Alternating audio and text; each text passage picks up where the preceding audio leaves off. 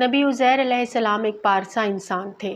آپ علیہ السلام کے پاس ایک گدھا تھا جسے آپ دور و نزدیک کا سفر کرنے کے لیے استعمال کیا کرتے تھے۔ ایک بار کا ذکر ہے، آپ علیہ السلام ایک سنسان شہر سے گزر رہے تھے۔ گھر کنڈرات میں تبدیل ہو چکے تھے اور ان میں کوئی نہیں رہتا تھا۔ نبی عزیر علیہ السلام حیران ہوئے، اس شہر کو اللہ تبارک و تعالیٰ نئی زندگی کس طرح دے سکتا ہے جب یہاں ہر طرف موت کا راج ہے۔ اس وقت ایسا ہوا کہ نبی عزیر علیہ السلام اور ان کا گدھا موت کی آغوش میں چلے گئے۔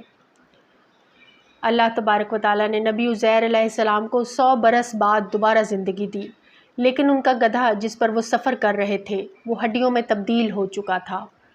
اللہ تبارک و تعالیٰ نے ہڈیوں کو جوڑا، ان میں خون دوڑنے لگا اور گدھے کو نئی زندگی مل گئی۔ اللہ تبارک و تعالیٰ نے پوچھا، تم کتنا عرصہ یہاں رہے ہو؟ تذبذب کا شکار نبی عزیر علیہ السلام نے جواب دیا، 1 دن یا دن کا کچھ حصہ۔ اللہ تبارک و تعالیٰ نے جواب دیا، جان جائیے آپ 100 برس تک یہاں موجود رہے ہیں۔